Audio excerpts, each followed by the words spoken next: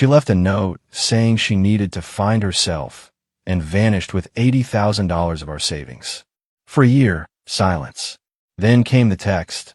I've had my fun. Now I'm ready to be a wife again. I didn't reply. When she showed up at my door, she saw who answered. Her face went ghost white. My name is Russell Lawson, but everyone calls me Russ.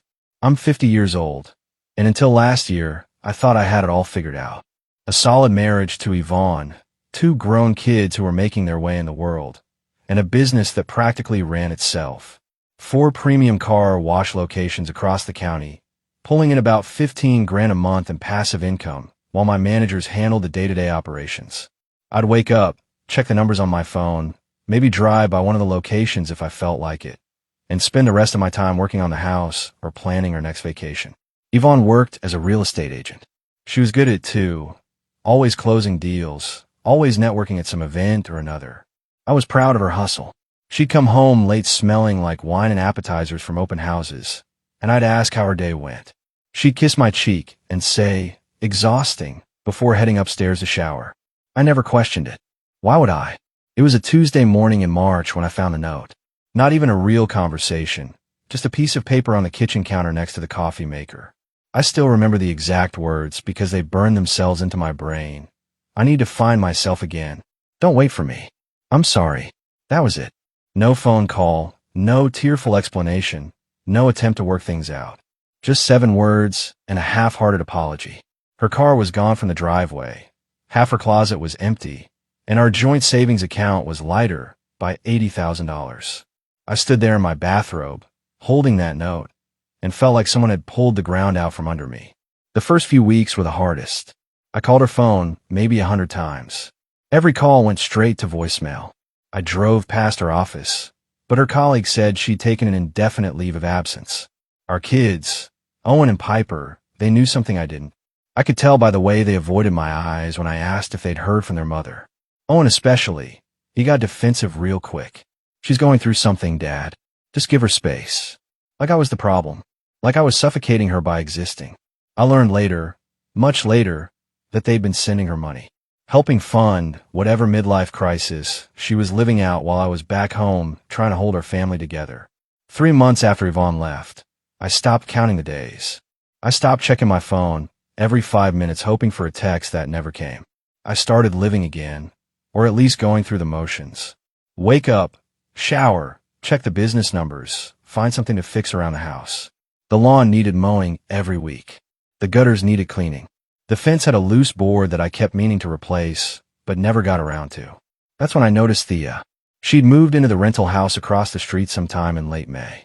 I wasn't paying much attention to the neighborhood back then, too wrapped up in my own head. But one morning I was out front watering the flower beds that Yvonne used to maintain, and I saw this woman in scrubs getting out of a beat-up Honda Civic. She looked exhausted, the kind of tired that settles into your bones after a long night shift. Dark hair pulled back in a ponytail, coffee cup in one hand, keys in the other. She glanced over and gave me a small wave. I nodded back, not really in the mood for conversation. Thea Kimball, I learned her name was. She worked as an ICU nurse at County Memorial, pulling 12-hour shifts that rotated between days and nights. She was 35, never married, and living alone in a house that was too big for one person. Kind of like me. We didn't talk much at first. Just the occasional wave when we crossed paths. She'd be leaving for work as I was checking my mailbox. I'd be taking out the trash as she was coming home. Small-town courtesy, nothing more.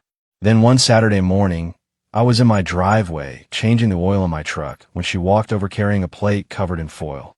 You look like you could use some homemade cookies, Thea said, her voice warm but not pushy. She set the plate on my workbench. Chocolate chip. Fair warning, they're a little burnt on the bottom. I wiped my hands on a rag and looked at her. She wasn't trying to flirt or pry into my business. She was just being neighborly. Something about that simple gesture hit me harder than I expected. Thanks, I said, my voice rougher than intended. I'm Russ. I know, she replied with a slight smile. I've seen your name on the mailbox. I'm Thea. Yeah, the scrubs kind of gave away the profession, I said, attempting something like humor. She laughed, a genuine sound that I hadn't heard in my own yard for months. Observant.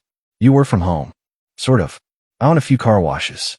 My managers handle most of the work. I paused, then added, gives me plenty of time to overthink everything. Thea studied me for a moment, not with pity, but understanding. Well, if you ever need to overthink out loud, I'm usually home on Wednesday mornings. I make decent coffee. She didn't wait for an answer, just turned and walked back across the street, leaving me standing there with a plate of slightly burnt cookies and the strange feeling that maybe life wasn't completely frozen after all. I ate 3 cookies before noon. They were perfect. Wednesday morning came around, and I found myself walking across the street to Thea's house with no real plan. Just a vague invitation and the realization that I'd spent too many mornings alone with my thoughts. The coffee she made was strong enough to strip paint, served in mismatched mugs she'd picked up from thrift stores. So what's your story, Russ? Thea asked, settling into a worn armchair across from me. Direct. No dancing around it. I appreciated that. My wife left almost 4 months ago. I said, the words coming easier than I expected. Note on the counter, half the savings gone. No explanation. Just decided she needed to find herself. Thea nodded slowly, her expression neutral. That's rough. You hear from her at all? Not a word. Our kids seem to know more than they're telling me, but they're keeping her secrets. I took a long drink of the bitter coffee. Owen, my son, he acts like I'm the villain for even asking questions. And Piper, my daughter, she just cries and says Mom needed space. Space from what? Thea asked. That's the million-dollar question. I set the mug down on the side table. 26 years of marriage, and apparently I was suffocating her without knowing it. Thea was quiet for a moment, then said something that surprised me. My dad died last year. Cancer. I was his nurse toward the end, took care of him at home, through hospice. I'm sorry, I said, meaning it. Your brother, Russell, she continued, her voice careful. He was one of my patients 3 years ago. Different hospital, different unit. But I remember him. You visited every day during his final week. The air in the room shifted. I stared at her, pieces clicking into place. You knew who I was when you moved in. I recognized you, yeah, Thea admitted. But I didn't bring it up because I wasn't sure if you'd remember me. We only crossed paths a few times in the hallways. I'm sorry I didn't say something sooner. I processed that information, looking for anger or betrayal, but finding neither. Why tell me now? Because you deserve honesty, she said simply. And because I don't want to build a friendship on something left unsaid. Your brother was a good man. You were there for him when it mattered. That says a lot about who you are. I nodded, throat tight. He was the better Lawson brother. That's for sure. I doubt that, Thea replied with a small smile. But you can keep thinking it if it helps. We sat there drinking terrible coffee, and somehow the morning felt less heavy than when I'd walked through her door. July hit like a furnace, and the car washes were doing record business. People wanted their vehicles spotless for summer road trips, and my managers were working overtime, keeping up with demand. I should have been focused on the numbers, on maximizing profit during peak season. Instead, I found myself looking forward to Wednesday mornings with Thea. It became routine without us planning it that way. She'd work her night shifts Tuesday into Wednesday, get home around 7 in the morning, sleep until noon, and then I'd show up with pastries from the bakery downtown. We'd sit on her back porch, talk about everything and nothing. She told me about difficult patients, about the emotional toll of watching people slip away despite her best efforts. I told her about Owen's increasingly hostile phone calls and Piper's guilty silences. Your kids are in a tough spot, Thea said one afternoon, her bare feet propped up on the porch railing. They love both of you, but their mom probably painted a picture that makes you the bad guy. What picture could she possibly paint? I asked, frustration bleeding through. I worked hard, provided for our family, never cheated, never raised my voice. What did I do that was so terrible? Maybe that's a problem, Thea said quietly. You were steady, predictable, safe. Some people confuse that with boring. It stung because it was probably true. Yvonne used to call me a rock. When did rocks become something to run from instead of lean on? One evening in late July, I was replacing the rotted boards on Thea's back deck when she came outside with 2 beers. She'd been off work for 3 days straight, catching up on sleep and looking more rested than I'd ever seen her. You don't have to fix everything at my house, you know, she said, handing me a bottle. I can hire someone. I know, I replied, testing the new board stability. But I like working with my hands. Keeps me from overthinking. Thea sat down on the steps next to my toolbox. Can I ask you something personal? Shoot, are you doing all this because you're trying to move on? Or because you're still waiting for her to come back? I stopped working and looked at her directly. 2 months ago, I would have said I was waiting. Now, I don't know. I'm just trying to figure out what comes next. Fair enough, Thea said. She took a sip of her beer, then added, for what it's worth, I think what comes next might be better than what came before. That night, after I went home, I stood in my bedroom and stared at the photos on the dresser. Me and Yvonne on our wedding day, young and stupid and sure we'd figured it all out. I took that photo and put it in a drawer. Not out of anger, just acceptance. Some chapters end whether you're ready or not. It happened on a Tuesday night in late September, almost exactly 1 year after Yvonne had walked out. I was in the garage organizing tools. Thea was inside making dinner because she'd insisted I needed to eat something besides sandwiches and takeout. We'd grown comfortable with each other over the past few months, comfortable enough that she had a toothbrush in my bathroom and I had a key to her place for emergencies. Nothing official, no labels, just two people who'd found something worth holding on to. My phone buzzed on the workbench. Unknown number, but the message preview made my stomach drop before I even opened it fully. I've had my fun. Now I'm ready to be a wife again. Can we talk? No greeting, no apology, just that. Like she'd been on vacation and was ready to come home now that the weather had turned cold. I stared at the screen until it went dark, then read it again when I woke it back up. A full year of silence, and this was what she chose to say. Thea appeared in the garage doorway, wiping her hands on a kitchen towel. Dinner's almost ready. You coming in or should I bring you a plate out here? I handed her the phone without a word. She read the message, her expression shifting from curious to understanding to something harder. Are you going to respond? Thea asked, her voice carefully neutral. No, I said, the word coming out more certain than I felt. There's nothing to say to that. She's going to try again, Thea warned. People like that, they don't take silence well. She was right. Over the next 3 days, more messages came through, each one more desperate, more manipulative than the last. I made a mistake. Please. I was lost. I didn't know what I was doing. The kids miss having us together. That last one made my blood boil. The kids. Like Owen hadn't been sending her money behind my back. Like Piper hadn't known exactly where her mother was this entire time, while I worried and grieved and rebuilt my life from nothing. I didn't respond to any of them. Instead, I did something I should have done months ago. I called a lawyer.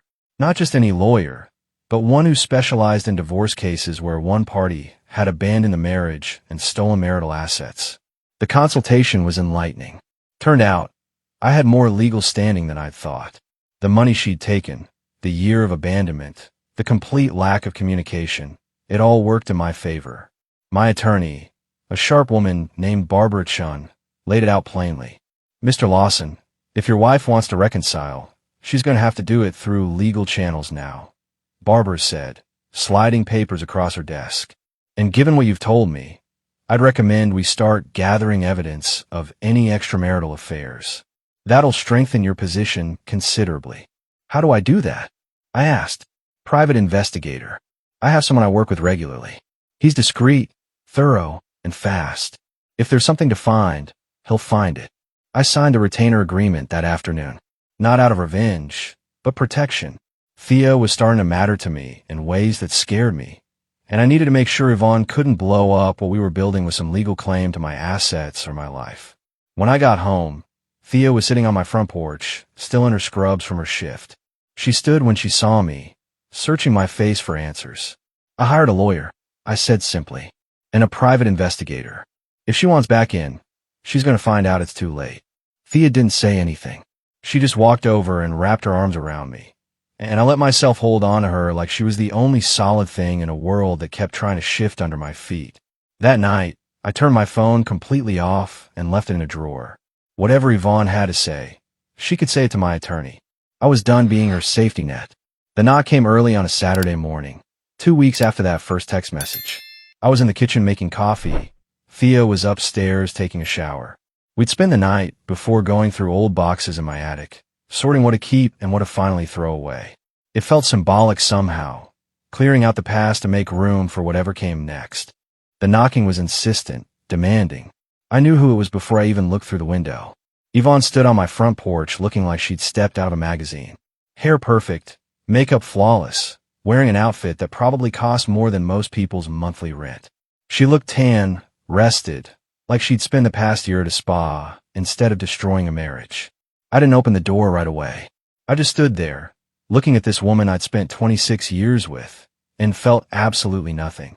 No anger, no longing, no curiosity about where she'd been or what she'd done. Just a cold, empty space where those feelings used to live. The shower upstairs shut off. I heard Thea moving around in the bedroom. Yvonne knocked again, harder this time. "Russell, I know you're in there. I can see your truck in the driveway. Please, just talk to me." I walked to the door but didn't open it. "You need to leave, Yvonne. There's nothing to talk about." "I made a mistake," she called through the door, her voice taking on that pleading tone she used to use when she wanted something. I was confused. I needed time to figure things out, but I'm ready now. I want to come home.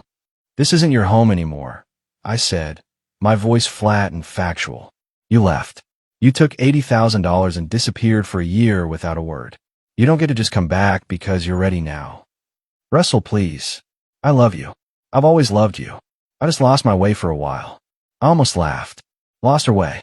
Like she'd taken a wrong turn instead of deliberately walking out on everything we'd built together.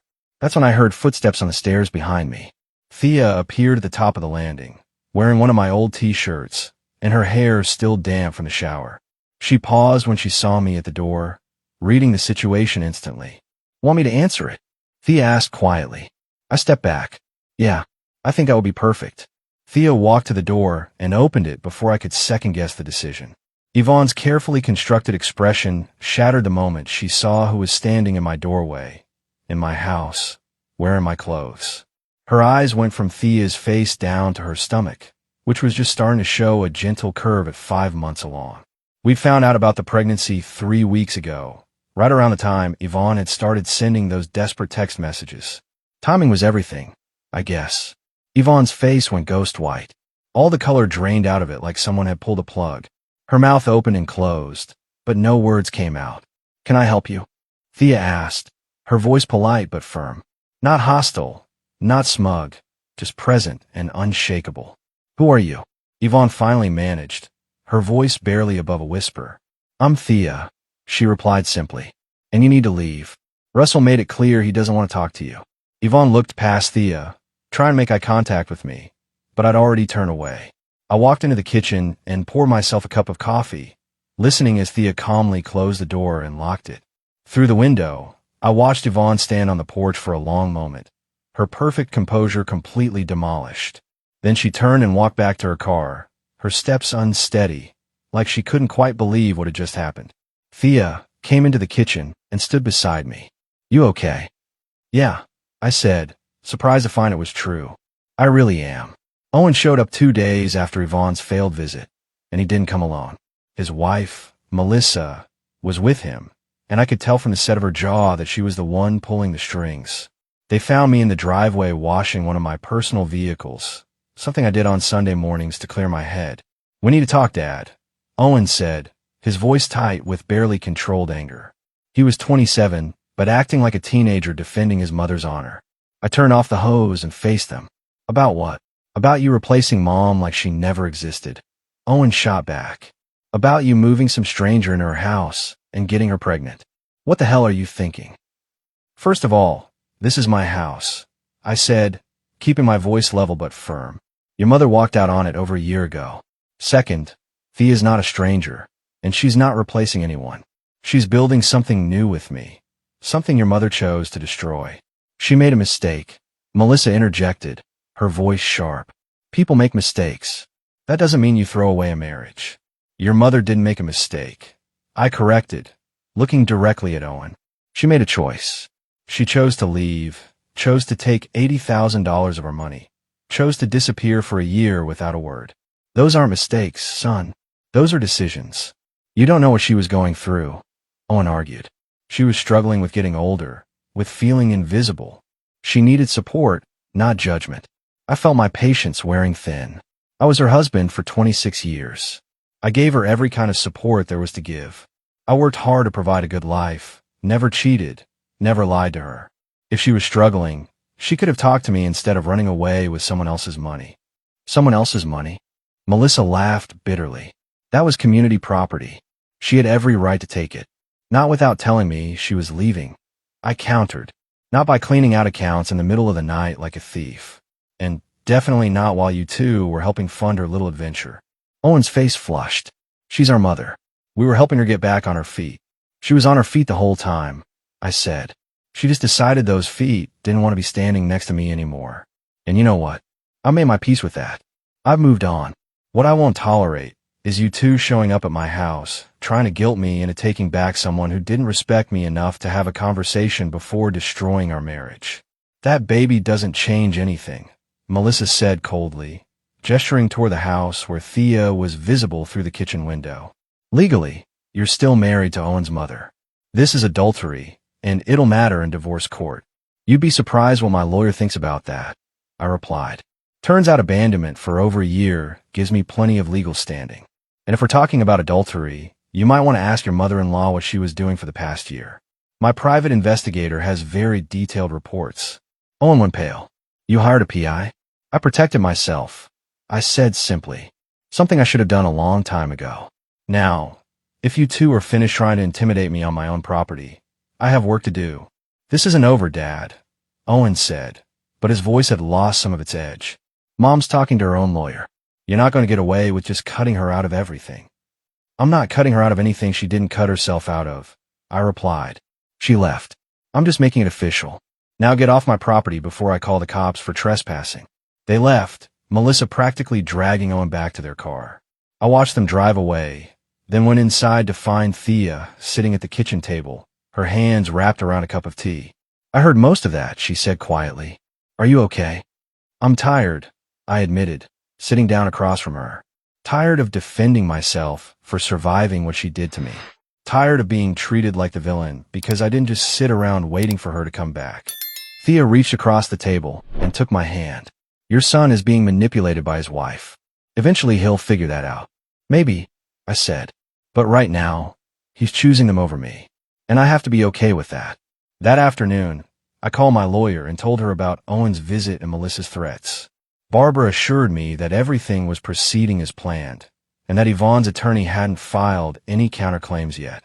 She's stalling, Barbara explained, hoping you'll cave and agree to mediation. Don't. We have a stronger position, and she knows it. 3 weeks after Owen's hostile visit, it was Piper who reached out, not with accusations or demands, but with a simple text. Can we meet for coffee? Just the two of us. I met her at a small cafe downtown on a cold November morning. She was already there when I arrived, sitting in a corner booth looking nervous and guilty. Piper was 25, worked as an elementary school teacher, and had always been the peacemaker in our family. Thanks for coming, Dad, she said as I slid into the booth across from her. Of course, I replied. You're my daughter. I'll always make time for you. Piper's eyes filled with tears. I'm so sorry. I should have reached out sooner. I should have stood up for you when Owen was being awful. You were in a tough position, I said, though her apology meant more than she probably realized. I was a coward. Piper corrected herself. Mom called me right after she saw that woman, Thea, at the house. She was hysterical, saying you betrayed her, that you'd moved on so fast. And I just listened and didn't say what I should have said, which is that she has no right to be upset, Piper said firmly, anger creeping into her voice. That she left you, Dad. She walked out without a word and disappeared for over a year. What did she think was going to happen? That you just freeze your life and wait for her to decide she was done playing around? I felt something loosen in my chest. You knew where she was. I knew some of it, Piper admitted, wiping her eyes. She called me a few times, said she was in California trying to figure things out. She never mentioned any guy, but Owen told me later that she'd been with someone. When that relationship fell apart, suddenly she wanted to come home. Like you were just her backup plan. That's exactly what I was, I said quietly. I'm ashamed that I sent her money, Piper continued. Owen and I both did, and we didn't tell you because we knew it was wrong. We were helping her hurt you, and I'm so sorry. I reached across the table and took her hand. Piper, you love your mother. I get that. I'm not asking you to choose sides. But I am choosing, she said. I'm choosing to tell you the truth. Last week, I heard Mom on the phone with her friend Janet. She was laughing about you, Dad, calling you predictable and boring. She said you were a reliable paycheck, but that she needed excitement, needed to feel young again. And when Janet asked why she wanted to come back now, Mom said, because stability looks better when you're broke and alone. The words hit harder than I expected. Not because they hurt, but because they confirmed everything I'd suspected. Yvonne hadn't loved me for who I was. She'd loved what I provided, the safety and security and comfortable life. When she got bored with that, she traded it for adventure. And when the adventure ended badly, she wanted her safety net back. That must have been hard to hear, I said. It made me sick, Piper replied. And it made me realize that the woman Thea, she's not stealing you from Mom. Mom threw you away. Thea's just smart enough to see what Mom didn't. We talked for another hour. Piper told me about her own struggles, how the divorce had forced her to examine her own relationship patterns, how she'd broken up with her boyfriend of 3 years because she realized she was settling for someone who didn't respect her. You taught me that, Dad, she said. Watching you refuse to take Mom back, watching you choose your own happiness over what everyone expected you to do. That took guts. When we hugged goodbye in the parking lot, I felt like I got my daughter back. Not the child who'd grown up in my house, but an adult who respected me enough to tell me the truth. The divorce hearing was scheduled for a cold morning in February, 8 months after Yvonne had first tried to come back. My attorney, Barbara, had prepared me for what to expect, but nothing really prepares you for sitting across a courtroom from someone you spent half your life with. Yvonne showed up looking expensive but tired. Her lawyer, a guy named Richard Paulson who specialized in protecting wealthy spouses, sat next to her shuffling papers. I sat with Barbara, Thea beside me, even though she was 8 months pregnant and probably should have been home resting. I want to be here, Thea had insisted that morning. You stood by me. I'm standing by you. The judge, a no-nonsense woman in her 60s named Margaret Hale, reviewed the case file before looking up at both parties. This appears to be a straightforward abandonment case. Mrs. Lawson, you left the marital home in March of last year and had no contact with your husband for 12 months. Is that correct? Yvonne's lawyer stood. Your Honor, my client was experiencing a mental health crisis and needed time to recover. She's ready to reconcile and seek counseling with her husband. Mr. Lawson, do you wish to reconcile? Judge Hale asked me directly. I stood. No, Your Honor. I've moved on with my life. I'm expecting a child with my partner, and I want this marriage legally dissolved. Your Honor, Paulson interjected. My client is entitled to half of the marital assets, including Mr. Lawson's business interests and retirement accounts. Barbara stood smoothly. Your Honor, we have evidence that Mrs. Lawson withdrew $80,000 from joint accounts without Mr. Lawson's knowledge or consent before abandoning the marriage. We also have documented evidence of multiple extramarital affairs over the past 3 years, including a year-long relationship with a man named Trevor Hastings that she maintained while still living in a marital home. I watched Yvonne's face go white. The private investigator had done his job well. Trevor wasn't just some random guy. He was a real estate investor she'd been seeing at work conferences for years before she finally left me for him. These affairs are documented. Judge Hale asked. Extensively, Your Honor, Barbara replied, handing over a thick folder. Hotel receipts, text messages recovered from cloud storage, witness statements from colleagues who were aware of the relationship. The judge reviewed the documents in silence. Yvonne's lawyer tried to object, but Judge Hale held up a hand. Mrs. Lawson, is this information accurate? Yvonne looked at her lawyer, then at me, then down at her hands. I made mistakes. These aren't mistakes, Mrs. Lawson. These are deliberate choices made over an extended period. Judge Hale closed the folder. I'm granting the divorce on grounds of abandonment and adultery. Mr. Lawson, you'll retain full ownership of your business assets and primary residence. Mrs. Lawson, you'll receive 15% of the marital assets accumulated during the marriage, minus the $80,000 you withdrew without consent.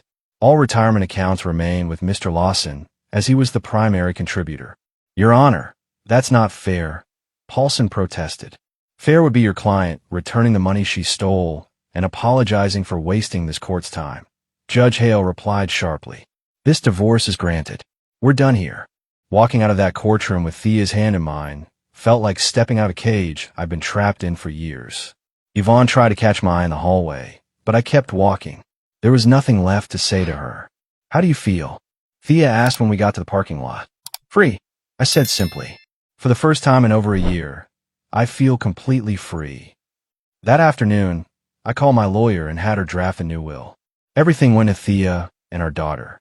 Owen would get nothing unless he came around, and even then, it would be a trust fund for any future grandchildren, not direct access to my assets.